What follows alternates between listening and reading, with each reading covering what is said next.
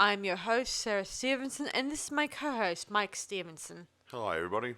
And tonight we'll be reviewing that ever-popular cult classic, Sleepaway Camp. Also known as Nightmare Vacation in the UK release. Yeah. It's a 1983 American slasher film with a bit of a difference.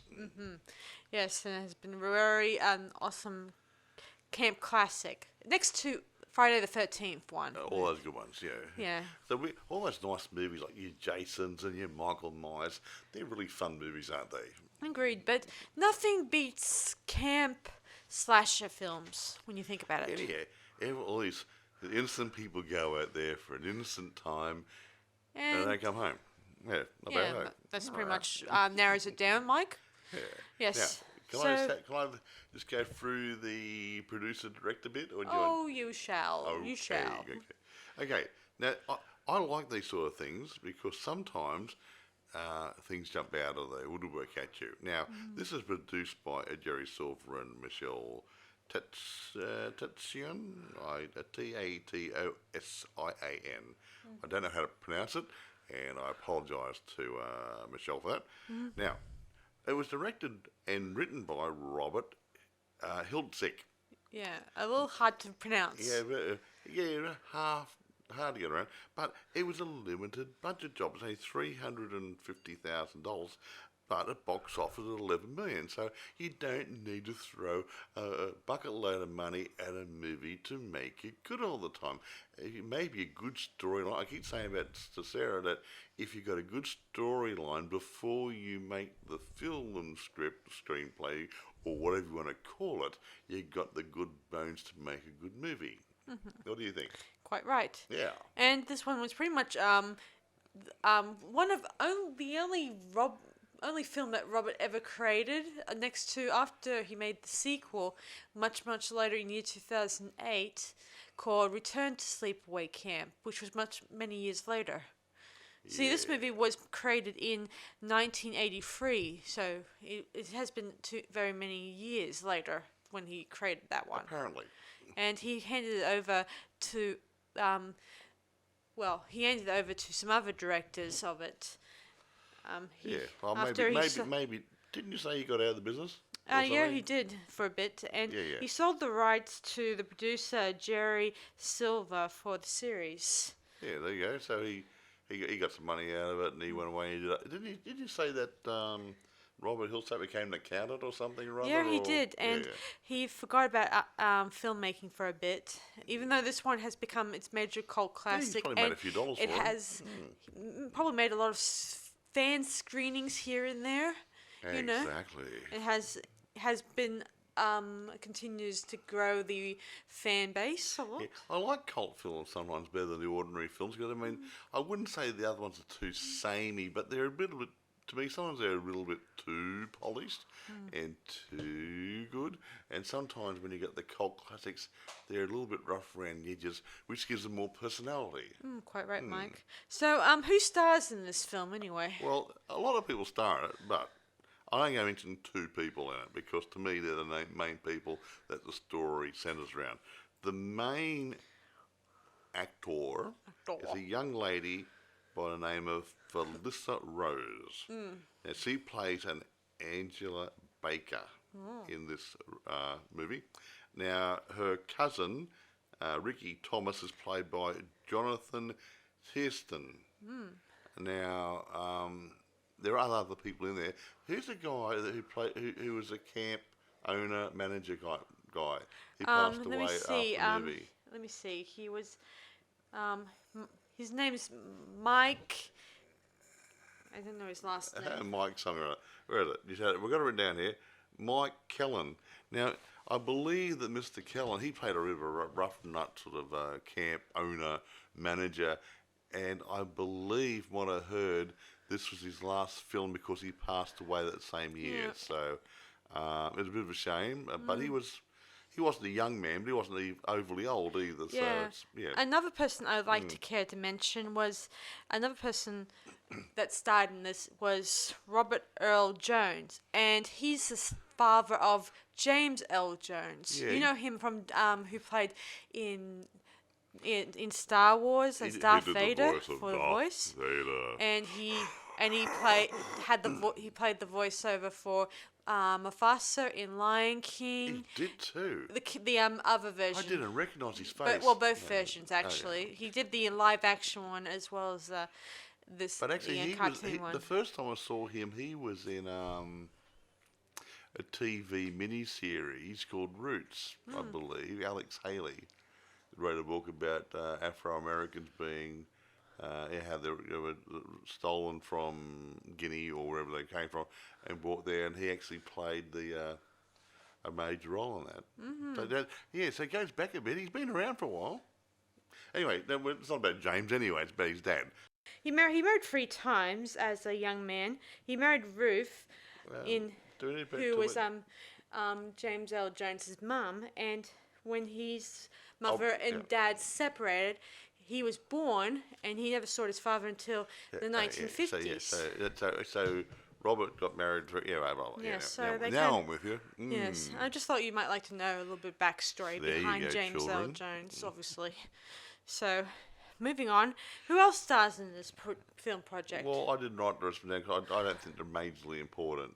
So I suppose not. There are a handful of people, but I mean, to me, they're a bit actors and stuff. And actually, there were a lot of kids in there who were, I wouldn't say cannon fodder for the movie or anything, but they were just, just so you guys pat it out a little bit. Yeah, just so you guys know, unlike other films where they often hire, say, 21-year-olds to play kids, this had a lot of ages range. Well, they had young kids like around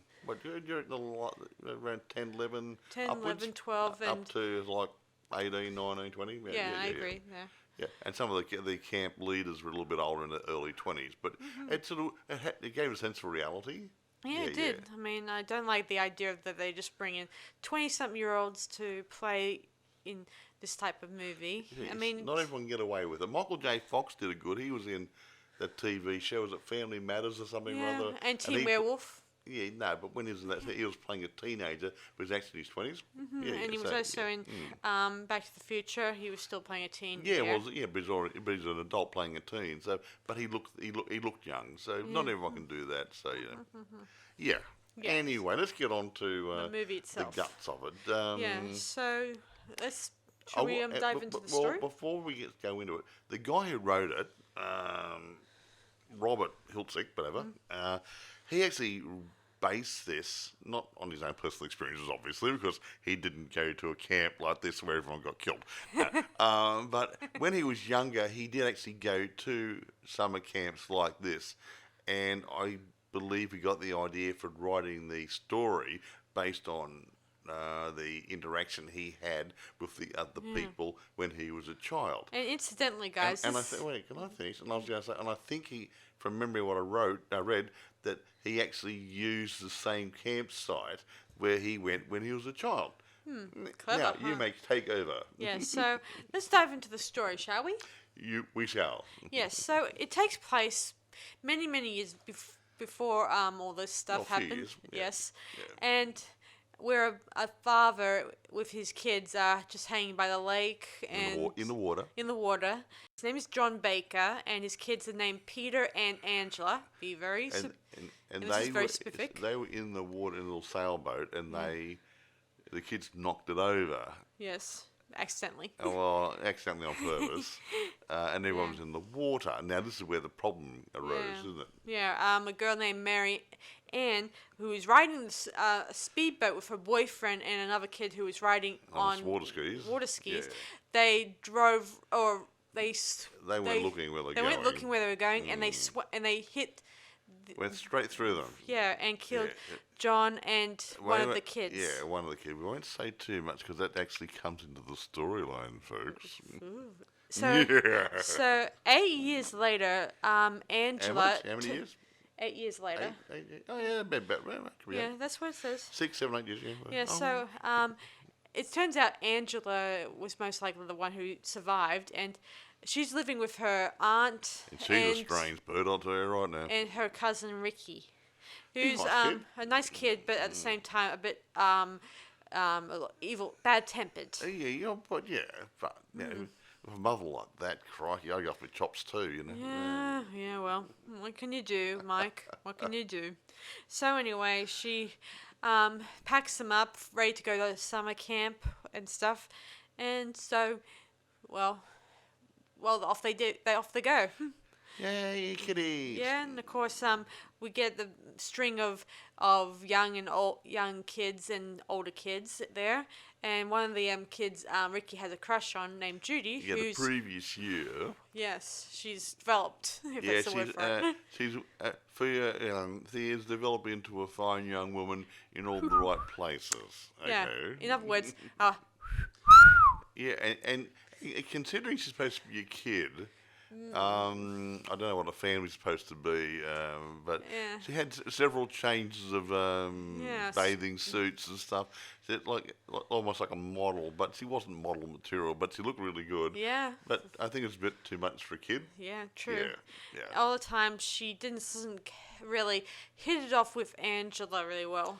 Like, she continues staring off into space at her and Yeah, Angela's a cheesing her quiet off. girl. Yes. Isn't she? Yeah. and at the same time, she grows fond of another kid named Paul, who becomes her sort of a love interest in this story. Sort of, if you want to call it that. Infatuation, sort of, yeah. That the stuff kids go through, not big stuff, yeah. There are no sex scenes in this. Not that we're Not aware per of. se. Not per se, indeed. So anyway, Attempted sex scenes may be behind the scenes, but Yeah. that's what they go up to after hours. yes. So anyway, our kids are enjoying their first day arrival, and Angela continues to be quiet with all the girls in her cabin, and it does draw attention here and there, especially between her and Judy and another girl who's the cabin leader, named Meg. I think her name is Group leader or something, yes.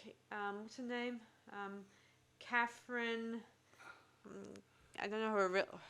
I don't know the rest of her. Oh, name. hold little piece of paper. I'll have a look. Where at the point?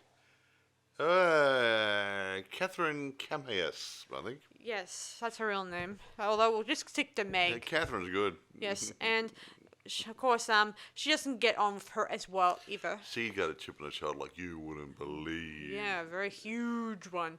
Anyway, so on the first night that they stay there, they're in the mess hall or lunch. Oh yeah, hall. let's call the mess hall. Yeah. Yes, eating their dinner, and Eating the curds and whey? No.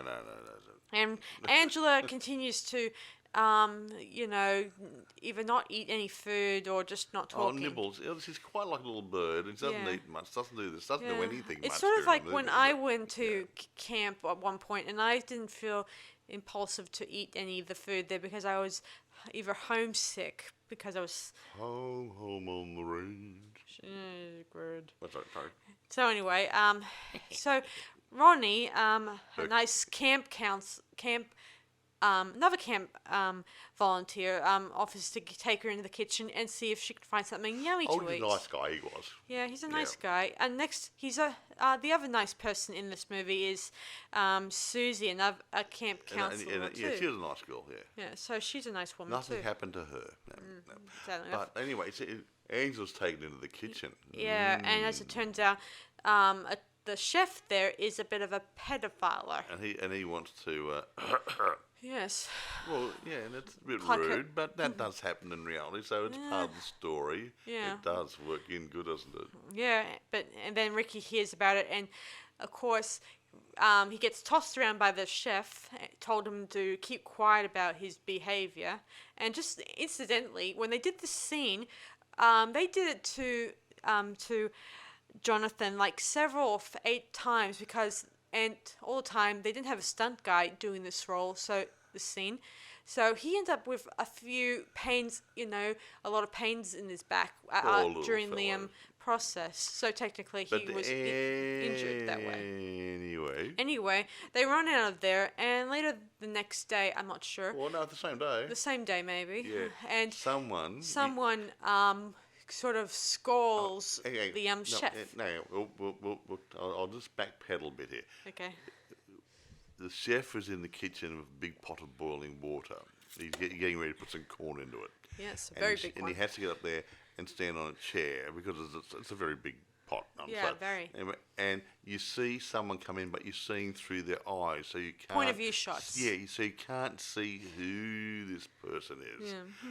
But the chef sees them, and he recognises them, but he doesn't say their name. But so it keeps us wondering. But anyway, roll Yes. on. What happened to the chef? So he ends up face first into the pot, and he burns his limbs The and whole his face. body, the boiling water And pours all throughout over the him. and- scene, yeah. he's screaming in pain. And by the time the paramedics arrive, he's still screaming in agony. Yeah, You he's think a he would bit have of morphine or something. a little or other. morphine, or maybe a sleeping draft to make him Yeah, go put him out. Yeah. kind of put him out. But actually, Would but help. that was good for Earl Jones's daddy because he got promoted to head chef. It's lovely, Yes. The things that happen. Yeah. There's Oh, yeah. always the old silver lining on every dark cloud. Hey. And Mel, the owner, says, "Let's keep this quiet. Say he just left, all that stuff." He wanted to make sure that the kids don't think that there's a killer running around just loose. in case. And it appeared to be an accident, didn't it? It did appear to be an accident. However, we know different because we saw what happened. He was knocked off the chair, and the boiling water came with him, and he had a bath. Yeah, and the makeup job they did on that was pretty cool. Yeah, well, bugger. So anyway, much later on, Angela's getting friendly with Paul and why not? and continuing And why not? giving silent treatment to almost everyone around her except for Well, she Paul. was shy and introverted. She's a poor little girly whirly. Yeah, she got on with with Paul really well, and he even asked her out on a date later on. Yeah. Yeah, of course. Later on, in another scene, another death occurs where a boy gets drowned in a canoe of sorts. He does. And this scene the next morning is where they discover the body, and the prop designers who made the dead bodies in this. Prosthetic head, was it? Yeah, they weren't too pleased with it for some gosh knows reason. To me, it did the job. Well, what's it supposed to look like? It's supposed to look like don't a dead head Yes. that's been chewed up by Yeah, some pale, water snakes and gross. other little sea creatures, lake creatures. So Yeah. he had some blotchy skin and it's a bit bloated and He's covered, and his skin and face are covered in weeds and probably some exactly right. other Yeah. stuff. I mean, did you ever see Jaws?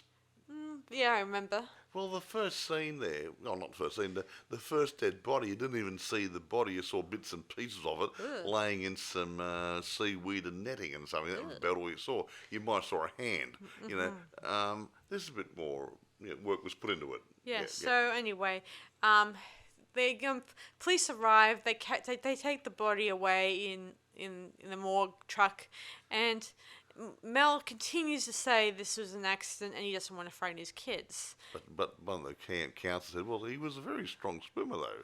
Yes, he has. He knows the kid, and he says he has. Yeah. He's a good swimmer, and He shouldn't even have drowned. the policeman in this, I don't know his name, but I know for a fact he's. You're gonna remember him much later in the story, and you gotta remember his mustache in this. Oh, yeah, it's quite funny, isn't it? Yes, it is funny. He had a nice moustache in the beginning. Do you want to tell him now? Well, let me see. In this scene, it's a real mustache, but then he gets called away to do another film project that requires him to remove his mustache for that role he was doing. And when he came back, they had to. Do a pretend one. Gee, and looked really cheesy and horrible. Yeah, it didn't match the color, and by the time you and the close up, it looked so fake. You might as well drawn on a marking pen or it's something. like someone just really painted it there, or just no. I could see it, but you put on this fake hair stuff and a bit of spirit come back in those days. And look, I've done better. When I used to go to masquerade parties back in that when I was a young guy, I'd do my own makeup. A bit of this, bit of that, fake hair, whatever. I'd do a better job than that. It looked terrible. Yes. Yeah. Anyway, the guy who's in charge continues to think that he knows the identity of the killer in this. Like he knows right away that it might be Ricky because he's a troublemaker. Yeah, he's protecting his cousin. Yeah, he becomes becomes a really annoying ass jerk when in this story. And to me, that's the way I look at it. That's his attitude. He was a really tough little nugget of an attitude, chip on his shoulder, and he's a likely candidate, isn't he? Yeah. But you can't. Even my sister, who was watching it with us the other night, right away says it's definitely Ricky who's doing all these murders. He's a noisy little boy. Yes. Yeah. Even I watched this a while back with Mike, and he even said it's definitely Rick doing this.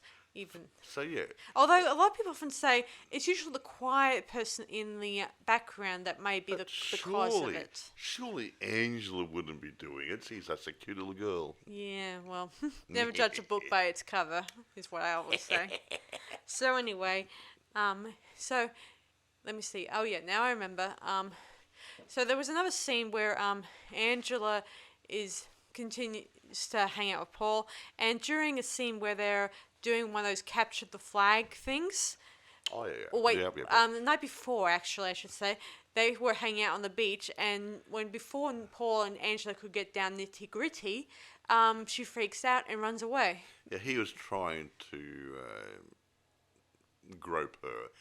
Yeah, and she got scared and ran away. Which is only a young girl, and she did the right thing. Okay? Yeah, true. And of course, she admits it when they play the flag game, saying she just wasn't ready and all that stuff. And she tries to turn off tries to pretend to be shy again in these scenes.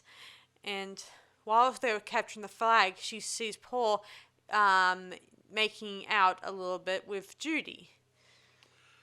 Yeah, well, but I think she was hitting on him and pestering him more than him hitting on her.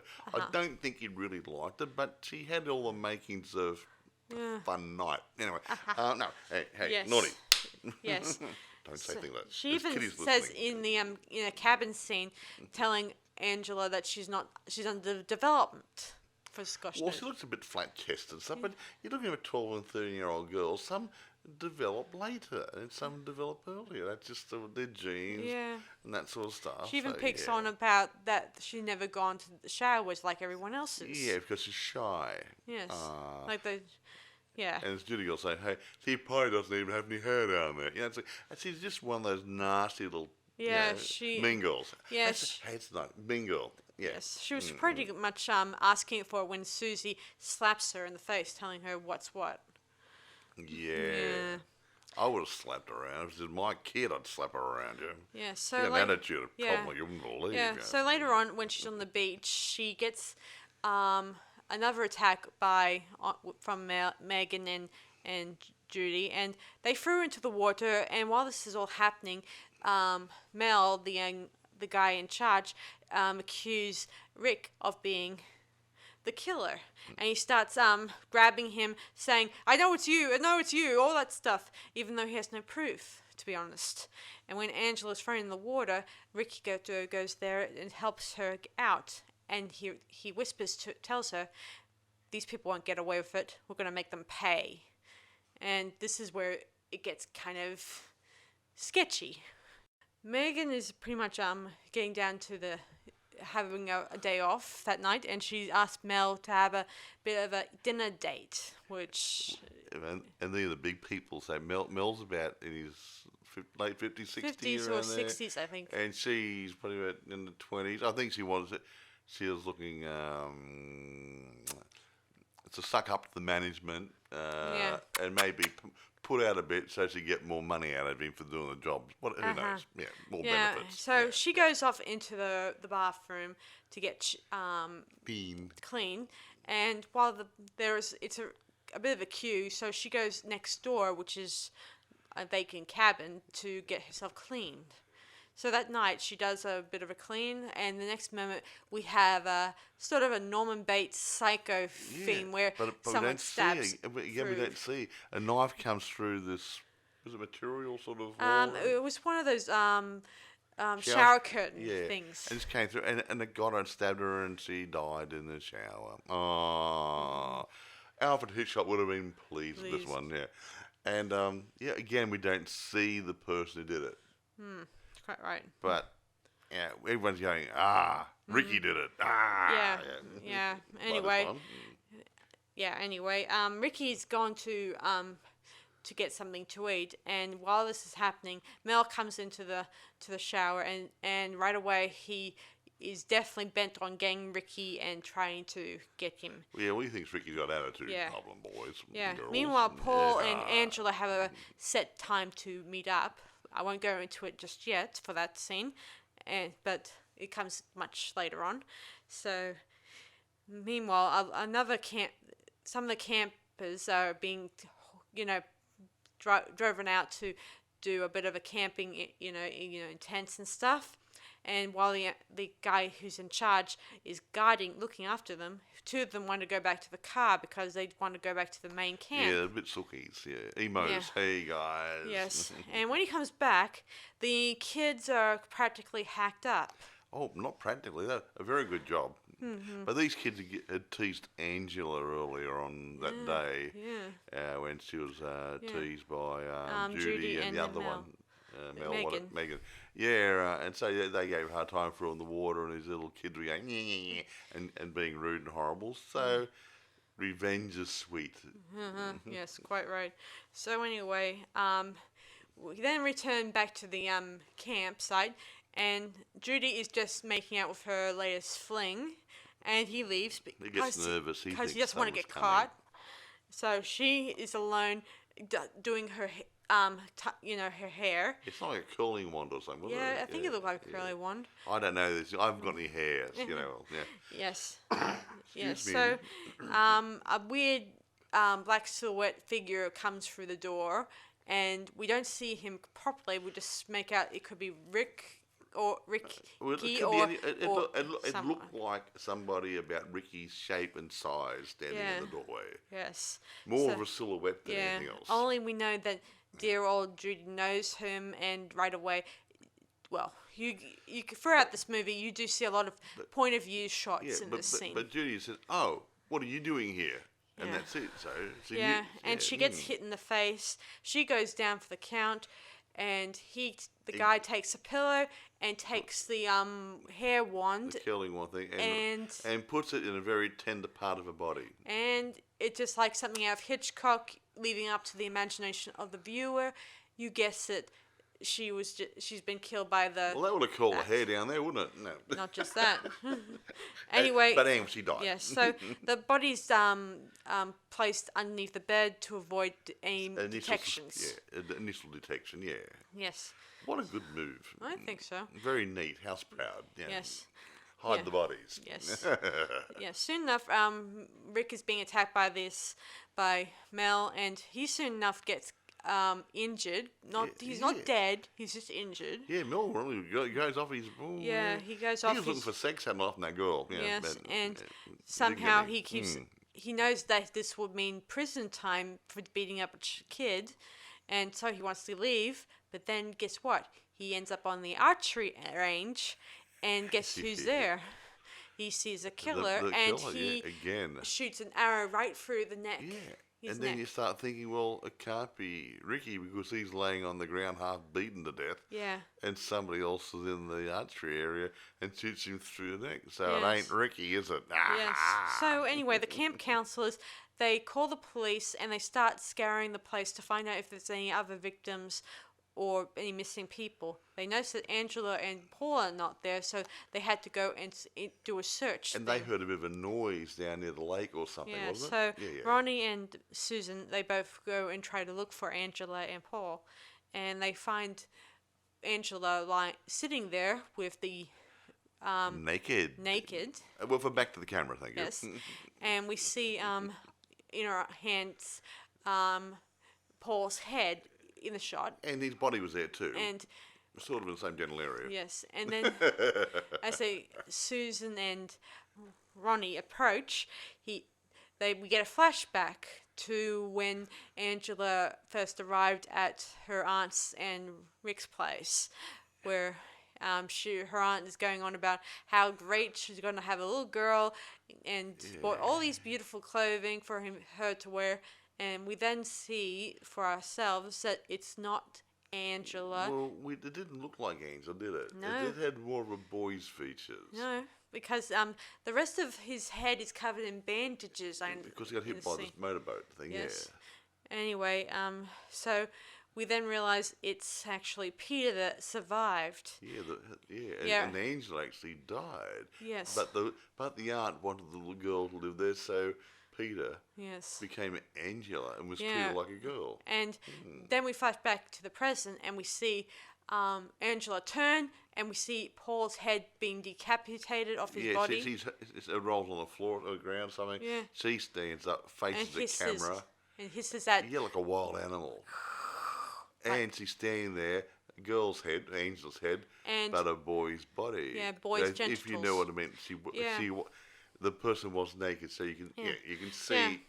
Yes, just so you guys Free know, Willy.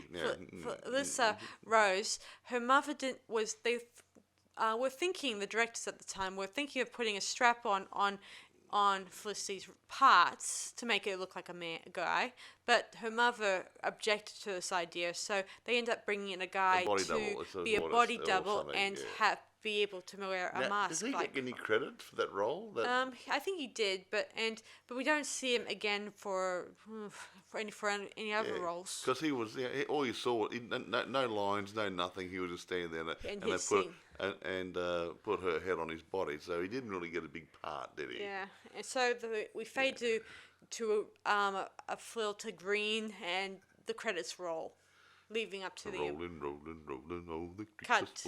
So that's pretty much that's an interesting ending to the movie. Yeah, interesting. That little twist at the end where Angel stands up and you find Angel's actually Peter. That was a really good twist, and I think that's the part that makes this movie. I think. Yeah. Because everyone's going, oh, it's got to be Ricky. It's got to be Ricky. Then Ricky gets beaten up, and then there's another killing. He's like, oh, it ain't Ricky. Who is it? And a few minutes later, we find out, we're near the end of the movie, and we find out it's Angela who's actually Peter. Great. Alfred Hitchcock would have loved it. He would have. Oh, yes. Yeah, so after this, there's actually two separate sequels to this movie. You take it. I don't know what sequels. The first ones were done... after Felicity Rose, she was in college at this time, and the new script idea, after I said that the copyright was sold to someone else, so the series was done by a different director after that. So, but the direction the director was going for turned out to be nothing that Felicity could gel with. Yeah. So they ended up getting another actress named Pamela Springton, who's a young sister to the boss at the time. Is it Springsteen? Yeah, Springsteen. Sorry. Yeah. So anyway, she has done number 2 and 3 to this movie. That was done in 1988 and another one in 1989. So they were kind of doing it both, probably filming at the same time, in the same year. Yeah. Anyway, they also had a fourth installment of Sleepaway Camp at the time, but they kind of had trouble with that one because, according to it, the directors kind of went bankrupt during the filming, causing the production to shut down. Roughly, they had 34 minutes of footage was shot before the shutdown, so they didn't actually have enough footage to make a film. Although most of the time they did, and that's kind of really cheap. Yeah, but they did cut it, and they used a lot of old footage from the 3 other films to try to complete it all, even though it didn't really work, sadly. Yeah. Yeah, but of course, as I mentioned earlier, that they did do Return to Sleepaway Camp, and that's where Robert returns to do the final movie for that. Okay. Okay, now you've done that bit. Now, I'm just going to go into a bit of a behind the scenes or stuff. Now, the filming of Sleepaway Camp actually took place at a place in Argyle, New York, near Summit Lake. And there was a camp there formerly known as Camp. Now, I don't know how to pronounce this word. It's Algonquin. Algonquin, whatever, I don't know. But anyway, but Robert Hiltzik he attended that camp as a child, like I said earlier. And the movie was filmed over a 5-week period. at a budget of $350,000. He paid the children in lollies, obviously. Yeah, mostly. Or something. Well, lollies, candy bars, Coke. Actually, and that's one thing I noticed. There's a couple of Pepsi signs strategically placed hither and thither. Now I don't know whether that was product placement or just an accident of the filming or whatever. But yeah, to me it looked like product placement. Most Pretty likely. obvious. Yeah. Well, Did anything Pepsi to sponsor it? Who anything knows? to maybe back it as much as they could. Yeah. And what else? What else? What else want to say? Yeah, Sarah said earlier that they used a lot of kids there to play kids. You didn't have adults playing kids, like young adults playing teenagers and stuff. So they try to keep true to it. So local school kids and stuff. Yeah, and, and a lot of people keep going back to Friday the 13th whenever they watch this movie. That had similar camp sort of things of similar age brackets, but yeah. And just about a lot of at this time they probably made a lot of camp slasher films at this time. So there was a lot of competition for the best slasher campfire movie out there. You'd be surprised how many of us been out there. Yeah.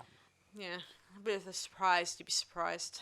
Yeah, actually, I was going to say that it's in some ways it hasn't been likened to Friday the 13th or anything, but in the same sort of thing, the amount of killings I think would have rivaled it quite nicely.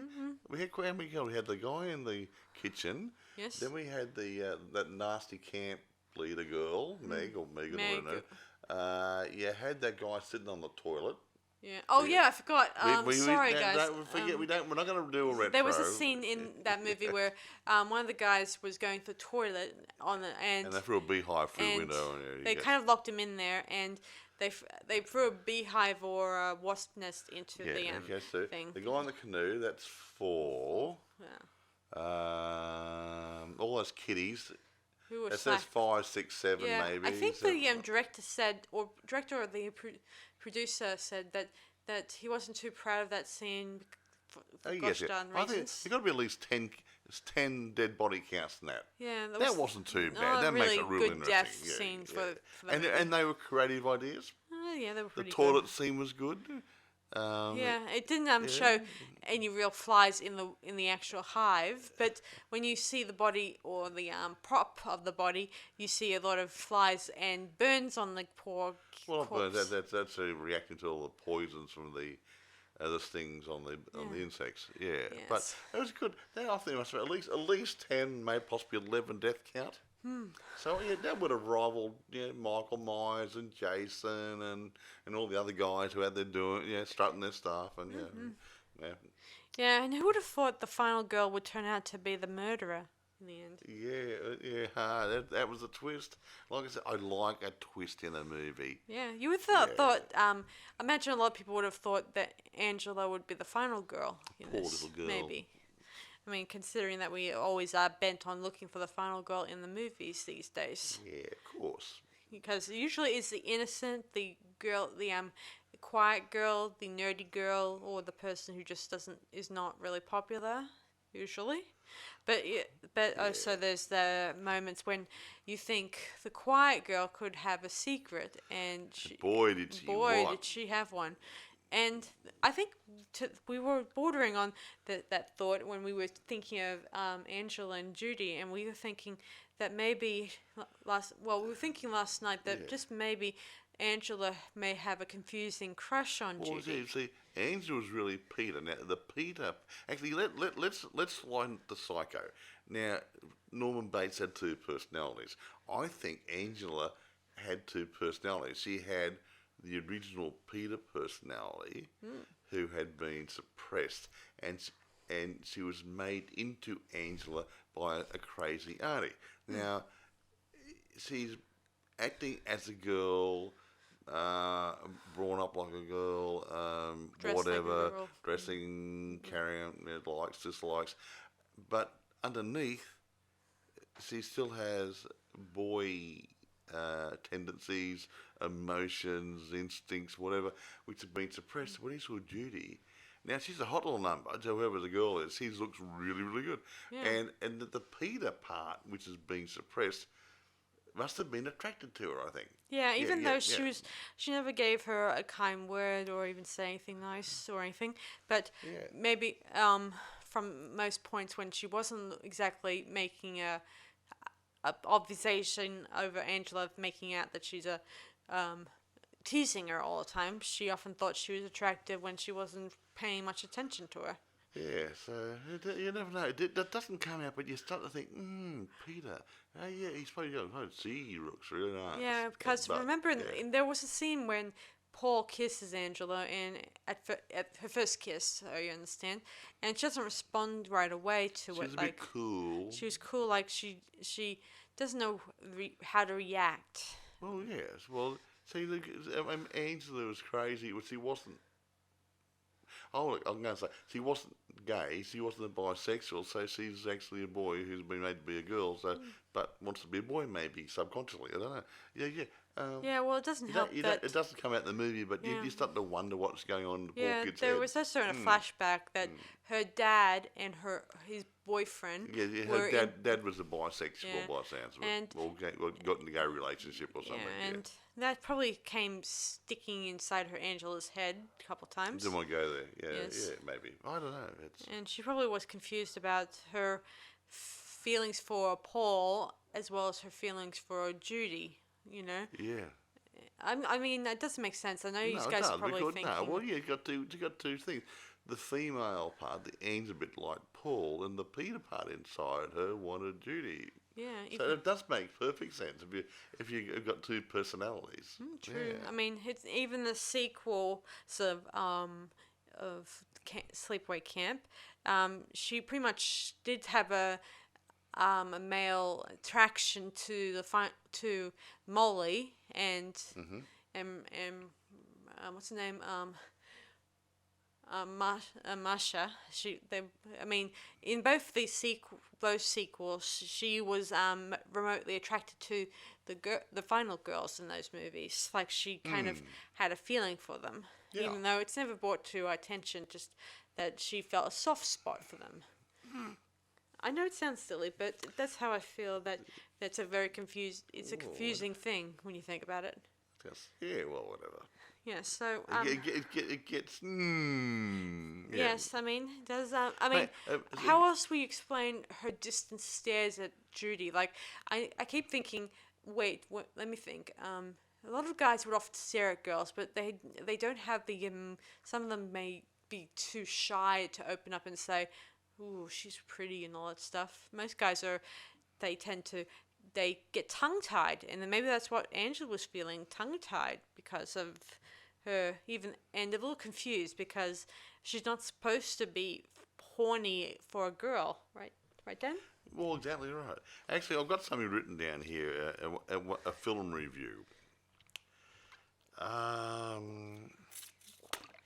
Now, I think that's the right place. Now, in the Chula, Chula Vista Star News, it says here, a tasteless picture about mysterious murders at a summer youth camp that obscenely blends beheadings, stabbings, pubescent impulses, homosexuality, and transvestitism with a cast of junior high school actors. And the news press said, a shockingly good slasher film if you use a relatively fine first Friday the 13th as a measuring stick. So you either like it or you don't like it, depending who the critic is. I like it. Yeah, I think it has an interesting story there. To me, it's not a polished movie, but as some of these cult movies are made on a low budget, you don't expect too much polish, but you do expect a good storyline, continuity, and Yeah. As I was saying Halfway earlier decent about acting. Angela being programmed into a girl, by her aunt, she probably tried to reason that away why she's always staring at Judy, and that led her to confusion about whether or not she was purely sexually interested in Judy or just thinking of other things about her, which she never even it doesn't really matter because the stare was it kind of is creepy and both interesting, right, Dad? Yeah, yeah. Of course. Like a mixture of feelings could be coming off there, and she's probably disguised in them, right, Dad? Yeah, yeah. I think you got a point there. Yes. Actually, I'll just go. I've got a few other notes here. The lady who played Aunt Martha, I think Desiree Gould, is I wouldn't say over the top, but yeah, it's really weird. And I mean, she's supposed to be a doctor herself, and I'm surprised she hasn't been put in a hospital somewhere. Yeah, well, I think in Return of the Sleepaway Camp, I wouldn't be surprised she was thrown into it after being forcing her Angela to act like a girl for the last 8 years. But that's not it. But would there be a crime against doing that? It's not a crime per se, but yeah, I don't think she had all the marbles. I mean, she was totally weird. Yeah, she didn't exactly have. She was short of a sandwich, short of a picnic, folks. Yeah, exactly. Had one too many bats in the belfry, you know. Exactly. She was. Yeah, no, I mean, I'm not saying anything nasty about Desiree Gould herself. She played a good part. But if that's what they wanted to come across as a really weird aunt, she gave it her best shot. Yeah, well, it is a bit weird. And I wouldn't be surprised. That was probably what caused her character's husband, to leave her because she was a few marbles short. Well, she was divorced, was she? Okay, yeah. Remember, I can remember. at the beginning of the movie, they said that Ricky was hanging out with his father. Yeah, that's right. Yeah, yeah. So that well, I wouldn't want to marry her. Me neither. Yeah. Creeps me out just thinking that. So anyway, how would you rate this movie, Mike? Now, I have used an expression before, it is what it is. Okay? Now, I can't liken this to a full-blown high-budget commercial movie. So I'm going to put it aside in its own little genre of a low-budget, well-made slasher film. Okay? Now, bearing in mind it had its limitations in budget and whatever, and they had kids, and you don't work with kids and animals, it's really hard. Now, I'm going to say that the producers and directors gave it a really good shot, and I'm going to have to give it, say, 8.5. Yes. Yeah, I mean, they've done a really good, it could have been a tad better polished here and there, but again, it is what it is. I wouldn't mark it down any further because of the other constraints. I think it's damn good watching if you like these sort of movies. Yeah. So I definitely would recommend this movie to anyone who hasn't seen it yet. And I'm not sure about the Return to Sleepaway Camp because as I said before, Robert has never adapted his filmmaking skills very much over the years, and he was brought back in to try to by the audience to create a sequel after all that. Yeah. So anyway, irrespective. I think good movie. So I like the point of view shots. A lot of people often told me in the past, why do you use so many point of view shots in your films? It adds to suspense and it gives them the audience, keeps the audience guessing what's going on. Yeah, you don't see everything. And actually, if you see everything, maybe it gets a bit boring. But if you've got that little bit of, like Sarah said, suspense, you're going, ooh, what happened just then? This person's looking at something or somebody or whatever. It does build up. So your own mind starts to build the suspense up, even without the director doing it. Exactly. I mean, that's how I feel when I was making my Attack of the Cat People story, to give it some suspense, keep people guessing, and get the story, give people a reason to think about the characters and who's watching them and who's should they trust. I mean, a good director plays it how he sees it. Now, look, Alfred Hitchcock was supposed to be the master of suspense. He did a lot of good, interesting things which got people on the edge of their seats in some of his movies. Some of his early movies are crap too. Don't pardon. That's a matter of history. No, it's a matter of history. But he did his early stuff. he was learning.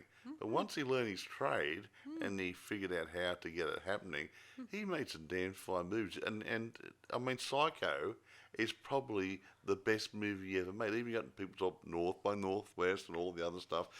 Psycho. What would you call it? Would you call it I call it a bit of a suspense horror? horror maybe. It's cross, but it's a suspense thriller horror. Again, it's not straight horror. Again, guys, I'll look at. We'll probably look at doing that next time later on. But what I'm going to say is that he used those sort of techniques to get people. Ooh, what's happening here? Ooh, what's happening there? And when something came along, it wasn't a jump scare. It was well like being run over by a truck scare. It had really come out. Like you just don't see things coming. It just whack. And so that's what a good director does. Yes. Anyway, and it's got to be pretty good. How I rate this movie, I probably will give it. Well, I'm not going to give it a lower score because there seems to be a lot of things I like about this one. I like the shots. I like the suspense. And I like the chemistry between characters. So I'll give it, let me see, 9.5 out of 10. That's not bad, folks. Hey. Ooh. Yes. But no, good. Good job, well done by the director. But I mean, you got to say, hey, kids, considering you're a bunch of kids, I don't know if the kids were actually actors or whatever. The kids who were there did a damn good job. And working with kids is so hard because they're not. What's the word? Disciplined like an adult. And so a 5-week shoot. That wasn't bad. But did you say Angel Girl had to change schools or something or other? Yeah, somehow after they finished filming it and it was released in cinemas, she got a lot of bullying from students. I imagine her, seeing as her character reveals that she's the boy and that sort of stuff. And it probably brought on about a lot of negative people giving her pains about it. Yeah, so Felissa Rose had to change schools. Yeah, kids can be really downright Again, nasty and horrible. I don't know the full story. She may have just got. I mean, a lot of actors, I imagine, got picked on by the current roles in the past. Yeah, but she's a kid. And kids do that. I mean, if a person my age was a weird role, that no one would care less. Oh, it's just a role. But when kids are in it, the kids can be just so nasty and horrible and stuff. Yeah, I imagine even the most popular movies over the years, a lot of kids would have been approached and egged on about their roles, even if it's the most popular TV show in the world. They probably would have been still teased. Well, actually, remember, this isn't on TV show. We do talk about books sometimes, but remember Christopher Robin out of the Winnie the Pooh thingies. Yes, now, the guy who wrote vaguely. his dad, who wrote the books. Well, his son, the real boy who Christopher Robin was based on, he got in a lot of trouble at school because everyone said, "Oh, your dad's writing these books, and you must be Christopher Robin." And I think he used the same name too. Yeah. And he got picked on to the nth degree, and then people wanted to interview him. And he had a rough time at school. He was just picked on to the nth degree, and he must have had a miserable life. Oh yeah, it was like he was like a celebrity, you know. He didn't want to be, but he didn't want to be. He just wanted to be a kid. And even he didn't want anything to do with his dad's royalties from the book either. Yeah. From what I understand. Yeah, but anyway, irrespective. That's another story. That's a story of another day. Yeah. Even though it's not really. Well, we'll probably look at doing a bit of a short talk about directors or writers we may like to talk one day about. we might do more of an industry-based chat instead of a movie-based chat one day. Yeah. Yes. Talk about some of our favourite guys like Alfred Hitchcock's got to be in there. George Lucas has to be in there. Spielberg has to be in there. Yeah. All the good guys, but and some of the lesser-known guys. Because with James Cameron and other people. I mean, there's some really good guys in the industry that people don't hear about. They see the picture, the movie, whatever. That was great, but they don't know who made it. The screenwriters who come around consistently. Like early stuff was done by Robert Bloch. Robert Bloch was a prolific writer of mainly TV stuff, but he did also movies as well. Didn't he do Psycho? Yes. But he also did things like wasn't that Stefano, whatever? Stefano. Oh, sorry, yes, that's Stefano. You think it's the book, that's Stefano. But Stefano did that. But the book was done by Robert Bloch. the original Yeah. book that was made of it. Yeah. That's but Yeah. you don't hear about Robert Bloch. You don't hear about Stefano and stuff. Stefano got in the TV series and other thing. Robert Bloch did. Some of his stuff was taken in there. So we're going to talk about these guys as well. Yeah, of course. But we'll make it interesting, obviously. Yes. So is that everything we need to discuss I about this movie? think so. Now, I'll just, I did mention on a previous chat, a review, that if anybody's got any ideas of movies that you may want us to consider reviewing, send your ideas in. Yeah. Because I mean, I've got thousands of movies to go through. Sarah's got some she wants to do. Yeah. But if there's something you want us, if you think's really good, we'll give it a go, maybe. Also, guys, if you do send these things in, be aware that we have a long list of likely people who have been contacting us, and great. so if we don't answer your messages right away, that's because we have like busy. We're very busy. But we'll still read them. We'll still read them, and we'll listen to your comments and all that. But if we can't do it right away, we'll queue it. We'll queue it for another time. If it's worthwhile, and we'll come back and hopefully be able to say thank you. Charlie Brown suggested this movie when we actually do the podcast. Right. How's that? And really, Quite right, you Mikey. become famous throughout the world then. Quite right. Anyway, are we ready to rock and roll? Yeah, I think we're ready to wrap this up this time around. So thanks for listening to our podcast. I'll see you guys. We'll talk to you again next time. This is Sarah Stephenson saying, unpleasant dreams. Bye, folks. See you around. Bye.